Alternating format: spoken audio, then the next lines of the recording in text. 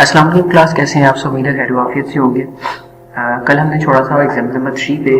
देखते हैं example number 3 को अंडरस्टैंड करते हैं। पहले इसमें लिखा हुआ है कि हमें एक ऐसा एल्गोरिथम बनाना है जो कि पहले 50 नेचुरल नंबर्स को ऐड करे। ठीक है, जिस एल्गोरिथम बनाना है हमने, तो देखते हैं एल्गोरिथम कैसे काम करता है ये। अब जरा ना मैं इसको पहले वर्बली समझाता हूँ, ठीक है, फिर उसके बाद हम इसको कुछ करके देखते हैं।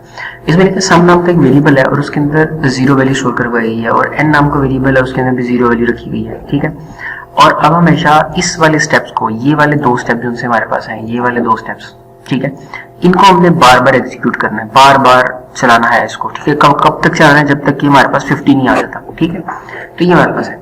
अब हम ऐसा करते हैं, इसको जरा परफॉर्म करके देखते हैं क्या ये वाकई हमारे पास जमा करता है कि नहीं।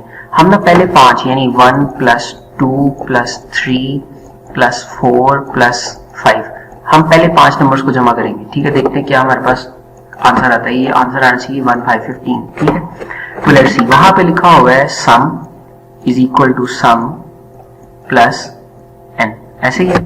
जबकि n के अंदर हमेशा, अगर जरा बुक की तरफ देखें तो n के अंदर क्या है, n + 1, यानी n के अंदर हमेशा पहले n के अंदर 1 होगा, n के अंदर पहले 1 होगा, फिर नेक्स्ट टाइम में 2 3 4 और 5 सो ऑन। n के अंदर इस तरह से वैल्यू चलेंगी 1 2 3 4 5। ठीक है, तो लेट्स सी हम कैसे करते हैं। मैंने यहाँ पे लिखा सम के अंदर हमने 0 डिक्लेयर किया था, n के अंदर भी हमने 0 बताया था कि n के अंदर भी क्या है, 0 है, और सम के अंदर जब इन दोनों को ऐड करेंगे तो सम के अंदर भी क्या होगा, 0। डन। नेक्स्ट टाइम n के अंदर वैल्यू क्या आ जाती है, 1। अच्छा, सम के अंदर क्या पड़ा हुआ है, सम के अंदर जो भी पड़ा है वो यहाँ पे आ जाएगा, तो ये क्या है हमारे पास 0, 1 + 0 आंसर क्या आएगा, 1। Okay, done. अब n के अंदर वैल्यू क्या है, 2, यानी हमेशा n के अंदर 2 3 4 और 5 इस तरह चलने वाला है। ठीक है, ओके, तो सम के अंदर ऑलरेडी 1 रखा हुआ है यहाँ पे, तो 1 + 2 कितने हो गए, 3। डन। 3 ऑलरेडी रखे हुए हैं, तो 3 + 3 6, 6 ऑलरेडी है, तो 6 + 4 कितने हो जाएंगे, 10, और 10 ऑलरेडी है हमारे पास, तो 10 + 5 कितने होंगे, 15। ये आ गया 15। यानी अगर हम फाइनल आंसर किसमें, सम के अंदर, यानी सम के अंदर लास्ट वैल्यू क्या है, 15 है। ठीक है, तो अगर पहले 5 नंबर्स को जमा किया जाए तो हमारे पास क्या आंसर आता है, 15 आता है, इस लॉजिक के अकॉर्डिंग जो कि हमने यहाँ पर लिख रखा है। ठीक है, तो देखो ये सारा काम करने के बाद हम क्या कर रहे हैं, सम को प्रिंट आउट करवाना, और सम में हमारे पास क्या आंसर आता है, 15 आंसर आता है। ठीक है, तो इस तरह से हम पहले 5 कुदरती आलात को जमा कर सकते हैं। नेक्स्ट हमारे पास इसके एडवांटेजेस क्या होते हैं एल्गोरिथम लिखने के। ठीक है, सबसे पहले रिड्यूस कम्प्लेक्सिटी। जब हमारे पास एल्गोरिथम होगा तो हमारी कम्प्लेक्सिटी भी रिड्यूस हो जाएगी, हमें पता चल जाएगा कि हमें कौन सा स्टेप परफॉर्म करना है और कौन सा स्टेप का कौन सा रिजल्ट आने वाला है। ठीक है, writing an algorithm and program separately simplify the overall task by dividing into a smaller task, यानी हम क्या करते हैं, बड़े से टास्क को छोटे छोटे पार्ट्स के अंदर डिवाइड कर देते हैं और उन पार्ट्स को सॉल्व कर लेते हैं, जिसकी वजह से हमें पता चलता है कि प्रॉब्लम को किस तरह से सॉल्व किया जा सकता है। ठीक है, तो हमारा कम्प्लेक्सिटी रिड्यूस हो जाती है, पहला एडवांटेज। दूसरा हमारे पास है इंक्रीज फ्लेक्सिबिलिटी, कि हमारी जो फ्लेक्सिबिलिटी है वो आसान बढ़ जाती है। It means the algorithm is written so the code may be written in any language, कि बेटा जब हमारे पास वो होगा, एल्गोरिथम होगा, तो हम इस कोड को किसी भी लैंग्वेज के अंदर लिख सकते हैं। ठीक है, तो इससे काम करना काफी ज्यादा आसान हो जाता है। ठीक है, जैसे एल्गोरिथम हो बगैर किसी सिंटेक्स के, तो उसे किसी भी सिंटेक्स के अंदर आसानी से कन्वर्ट किया जा सकता है। ठीक है, इसका एडवांटेज है। नेक्स्ट है इजी ऑफ अंडरस्टैंडिंग, कि बेटा जो अंडरस्टैंडिंग है ना वो बहुत ज्यादा आसान हो जाती है। जाहिर एक चीज आपके पास प्रॉपर लिखी हुई है, ठीक है, आपके पास सारा कोड लिखा हुआ है, जैसे ये जो हमारे पास एल्गोरिथम था, एल्गोरिथम हमारे पास सारा लिखा हुआ है, तो बस अब इसको कन्वर्ट ही तो करना है। ठीक है, तो ये बहुत ज्यादा आसानी पैदा कर देता है। नेक्स्ट आता है फ्लो चार्ट्स। बेटा फ्लो चार्ट ना आपका एक लॉन्ग क्वेश्चन हो सकता है। ठीक है, ये आपको याद करना है ठीक से। फ्लो चार्ट क्या होता है, flow chart is a combination of the two words flow and chart. बेटा इसके अंदर दो चीजें हैं, फ्लो और एक चार्ट। फ्लो का मतलब होता है कि हमें कौन कौन से स्टेप फॉलो करने हैं। ठीक है, चार्ट का मतलब है उसे ग्राफिकली प्रेजेंट किया जा रहा है। ठीक है, तो इसमें देखते हैं इन्होंने क्या लिखा है, the chart consist of the different symbols to display the information about any problem any program. किसी भी प्रोग्राम का बेटा फ्लो चार्ट बनाया जा सकता है। ठीक है, लेकिन कई दफा ये बड़े कम्प्लेक्स हो जाते हैं, लेकिन जब छोटे छोटे प्रोग्राम होंगे तो हम इनके फ्लो चार्ट क्रिएट करते हैं ताकि इसी मसले को आसानी से हल किया जा सके। ठीक है, the flow indicate the direction of the processing keeps place in a program, कि भाई किस तरह से हमें कौन कौन से स्टेप फॉलो करने हैं और फॉलो करने के बाद में रिजल्ट किस तरह के आ सकते हैं। ये तमाम पे चीजें ना हम डायग्राम्स की मदद से प्रेजेंट कर देते हैं। इसमें लिखा भी है, flow chart is a graphical representation of algorithm, it is used to present the flow of the data, operation perform on the data and sequence of this operations. कि वो तरतीब क्या है जिसके मुताबिक किसी मसले को हल किया जा सकता है। जैसे मैं आपको एक छोटी सी एग्जांपल देता हूँ, मैं आपको यहाँ पे दिखाता हूँ। मेरे पास एक छोटा सा कोड होगा यहाँ पे, देखो यहाँ पे ना एक छोटा सा कोड है कि पहले स्क्रीन पर ये दिखाना है, ठीक है, उसके बाद ये वाला काम करना है, ये कौन सी इंडेक्स है, ये वाला काम करना है, और उसके बाद हमें क्या करना है, ये वाला काम करना है, ठीक है। ये मैंने 3 स्टेप के अंदर इसको डिवाइड कर रखा हुआ है। तो ये हकीकतन 3 स्टेप्स के अंदर ही आएगा आउटपुट के अंदर, ठीक है। ये चल भी रहा है कंट्रोलर, तो शायद मेरे पास यहाँ पड़ा भी हुआ आउटपुट। ये देखो पहले मैंने कहा था ये वाला काम करना है, हेडर दिखाना है, फिर मैंने उसे बताया कि ये वाला काम करना है जो हमने डिजाइन किया है, और उसके बाद ये लास्ट वाला पार्ट दिखाना है, ठीक है। तो वो क्या कर रहे हैं, स्टेप बाय स्टेप सारे काम कर रहे हैं, और ऐसा ही हकीकत के अंदर भी होता है, ठीक है। ओके, नेक्स्ट हमारे पास आ जाते हैं गाइडलाइंस फॉर ड्राइंग का फ्लो चार्ट। अब गाइडलाइंस, क्योंकि जब हम कोई फ्लो चार्ट बनाएंगे तो वो इंटरनेशनल स्टैंडर्ड के मुताबिक होगा, ठीक है। जैसा हम बनाएंगे सारी दुनिया के अंदर वैसा ही होगा। ये स्टैंडर्डाइज मेथड होता है फ्लो चार्ट क्रिएट करना, ठीक है।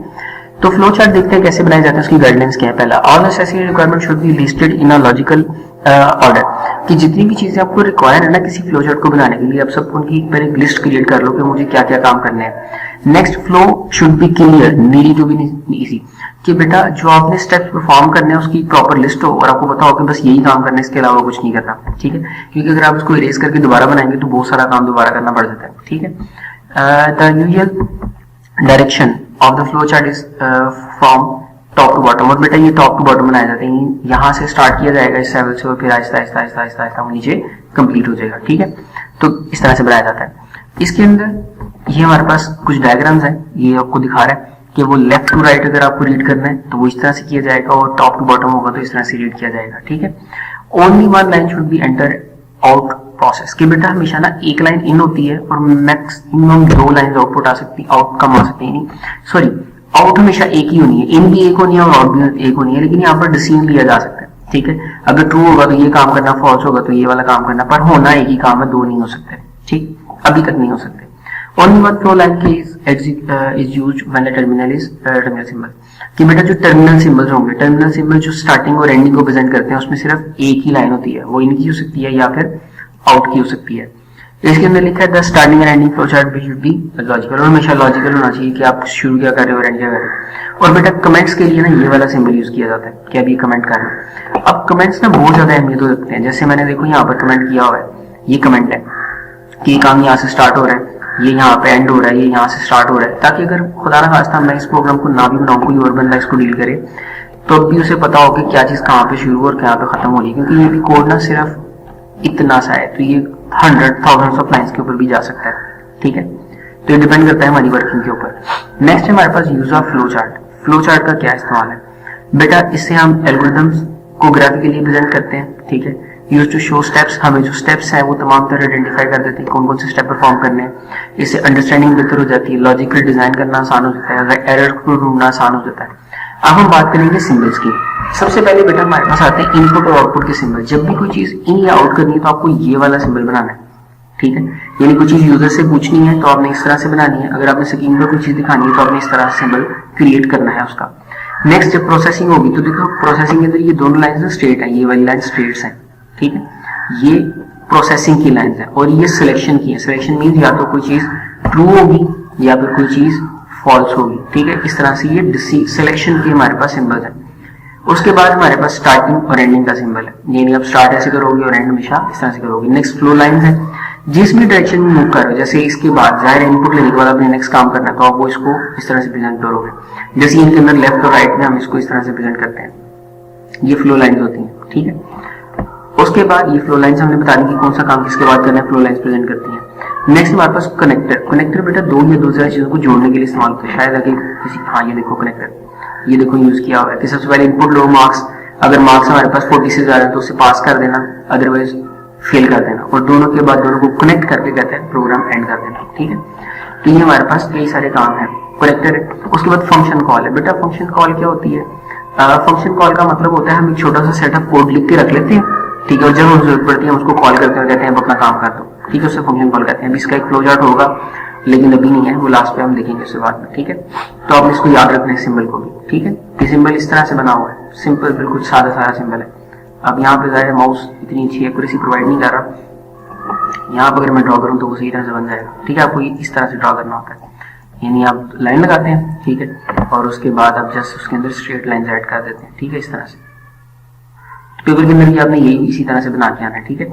अब वो कमेंट वाला और ये वाला मिक्स नहीं करना आपने, ठीक है। तो इस तरह से ही बनाया जाता है सिंपल। ओके, अब हम एक फ्लो चार्ट देख लेते हैं। फ्लो चार्ट बड़ा आसान सा है, नंबर्स को जमा करना और स्क्रीन पर दिखाना है कि ए और बी हमने दो इनपुट पे नंबर लिए, दोनों को जमा किया, सम के अंदर वैल्यू रखी और सम को बाद में स्क्रीन पर दिखा दी। देखो ये आउटपुट का सिंबल है, ये इनपुट का सिंबल है। अच्छा, अब ये सवाल एक माइंड में राइज ना करना कि इनपुट का कैसे पता चलेगा, आउटपुट का कैसे पता चलेगा। बेटा ये लिखा गया है इनपुट है इसलिए ये इनपुट का सिंबल है, और यहाँ पे प्रिंट लिखा गया है इसलिए ये आउटपुट का सिंबल है, ठीक है। इन दोनों सिंबल सेम ही होते हैं, बस लिखा जाता है कि ये इनपुट है या फिर आउटपुट के लिए यूज हो रहा है, ठीक है। और स्टार्टिंग के अंदर स्टार्ट लिखा जाता है और एंडिंग के अंदर एंड लिखा जाता है, ठीक है। Thank you for watching. फिर मिलते हैं नेक्स्ट वीडियो के अंदर और उम्मीद करता हूँ कि आप काम करेंगे, ठीक है, इंशाल्लाह। फिर मिलते हैं नेक्स्ट वीडियो के अंदर। चैनल को लाइक और सब्सक्राइब कीजिएगा ताकि नेक्स्ट आने वाली वीडियो का नोटिफिकेशन आपको टाइमली मिल जाए। Thank you so much.